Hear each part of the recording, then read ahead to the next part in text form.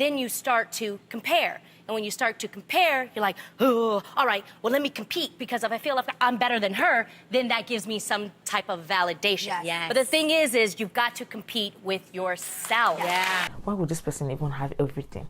Why would this person have this and I don't have it? Check. Demon don't they possess you small. You never see person we go tell you. Check them all.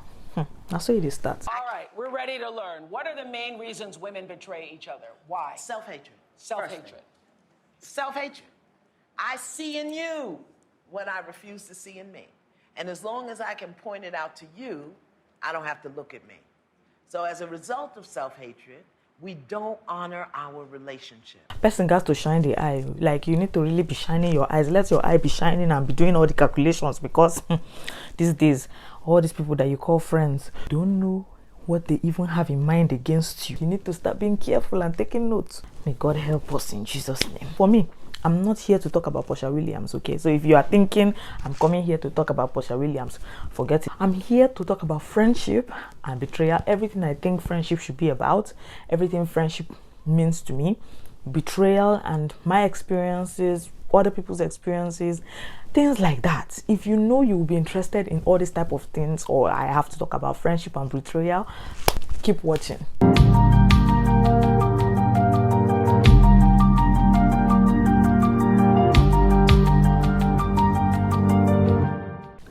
Hi guys, welcome back to my channel. Sorry if I don't feel speak too much grammar, start to greet you. No vex. This video is just too hot. I just want to jump right into it.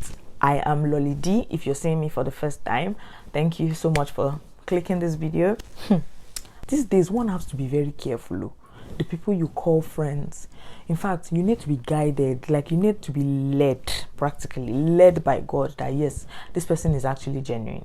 To me, friendship means love, help, and sacrifice. If you say you want to be a friend to someone, you should be ready to be able to show them love.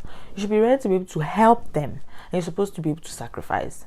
Let me break it down. So if you say you are my friend, I expect that you have some great atom. And mark the word great, okay? People love in different ways, different amounts, magnanimity, and in the way they show it. But I expect that as my friend, you have an atom of love beyond likeness for me. And if you love me, definitely you would want my progress.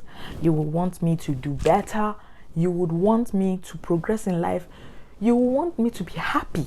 You want to do everything to make sure that I am happy, my mental space is okay, and I'm progressing, basically. We're ready to learn. What are the main reasons women betray each other? Why? Self-hatred. Self-hatred. Self-hatred. I see in you what I refuse to see in me. And as long as I can point it out to you, I don't have to look at me. So as a result of self-hatred, we don't honor our relationships. The other thing is, because we seek external validation, we're programmed, everybody is. And when you don't treat me the way I think you should treat me, I'm gonna make it about you and I'm coming after you. But because we seek external validation and we want other people to make us feel good and look good and feel better, and when we don't get it, then we get mean. Yes. The other thing is, we just don't honor who we are. This is the absolute key thing that Iyama said about self-hatred. This is the truth. This is how you know the difference between a really successful woman and one who's just trying to be a wannabe. Because truly successful, powerful people want other people to be empowered. So if you are in the position to help me and you feel like I need help, then you render that help as a friend. And you make my life easy sometimes. In fact, most of the time when you can. You help me because you know that if you don't put that help sometimes, it's like it's an emergency. Without that help, something can go wrong. Friend, I expect that you should be able to sacrifice for me. You sacrifice your time sometimes. Most of the time, it's not even convenient. But you just do those things. Why? Because you are my friend. The opposite, betrayal. The reason why betrayal comes in is because there is a clause or problem or comma somewhere when it comes to help, when it comes to love, and when it comes to sacrifice. This is my own ideology about this whole thing. Why would you want to betray me? It's because you do not genuinely love me. You do not want my progress. You do not really care about me. you're just all about yourself. Probably you're selfish and you're just my friend because of what you can get from me. It's not like you can spare your time, your money, anything, resources, or anything, or knowledge for my own growth or progress. And then because we are friends, you just feel like, well, yeah, I can just pretend like I love her. I can just pretend like I can, sacrifice for her. But you know genuinely that you cannot even help me. You won't do anything to help me. You're just there like a figurehead. And then at the end of the day, because of course you are not ready to be of help, you would rather want to bring me down. That is where betrayal comes in. So you guys see that whole analogy.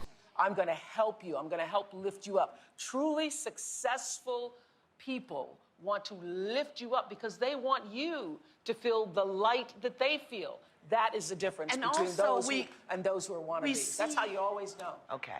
There's a principle of success that says the way to achieve your own success is to be willing to help somebody else get it first. Yeah. I learned that. Yeah. So I want you to get it. Yeah. And I want to support you and bless you and give that to the universe. What you going to do for me? What you going to give me? What you got? Where you going? We have unrealistic demands and expectation of one But the another. main one, I think it starts with what you said in the beginning. It starts with our own self-loathing, our own self-hatred. Self-hatred. Because when you get there, if you're just working, doing your own life work, That's right. which is what Iyanla Fix My Life is all about. If you're doing your own life work, You don't have time. You don't have time to worry about the rest of the world and all the other people. I feel like it is demonic for you to be someone's friend and you are envious of the person to the extent that you would want to take what is theirs just to satisfy your own urge, your own selfishness, or your own wants. That is so wrong. So if you're a friend and you notice that you're the type that you're always jealous, envious, thinking more for yourself all the time, and you just feel like, why would this person even have everything? Why would this person have this and I don't have it? Blah, blah, blah. Check. Demon don't they possess you small. You never see person we go tell you. Check them more. I saw you start. There's some people on a normal day you would have seen it. That's how she behaves. You would have seen the signs. Be like, that's how she behaves, Jai. Maybe you just got a dress and you're like, look at this dress I just got. Blah, blah, blah. You know it's fine. Even the blind man knows that it's fine. It fits you. It doesn't fit you. It will look better on me. And she's serious, carrying face up and down because you did not give her the dress. And then when others are telling you, be like, that's just her own character. My sister, you need to look at that friend very well. Because you never know. That may be the next bomb that is waiting to explode that is beside you. It takes a lot of effort. It takes a lot of trust. Yes, it takes a lot of trust for you to want to confide in someone. And then because that person confides in you, you decide to just be opening your mouth up and be sharing the news about them that you know is not pleasing to the ear just because they confide in you. That is so wrong. You see this betrayal thing, there are many wings to it, and there's a reason why I said wings. Now they have betrayed your trust.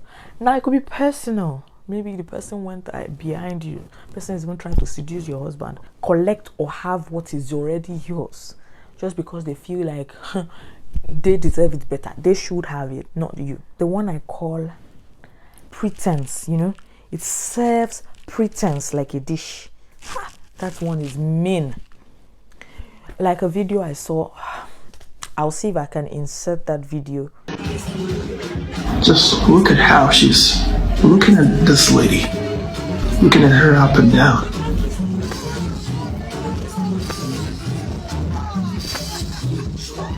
Then she fakes a smile and comes to hug her. Oh my god. This is just unbelievable. They say the enemy within is worse than the enemy outside. Some of your so-called friends are worse than your enemies. I was just like, bro. This lady was dancing. She was so excited.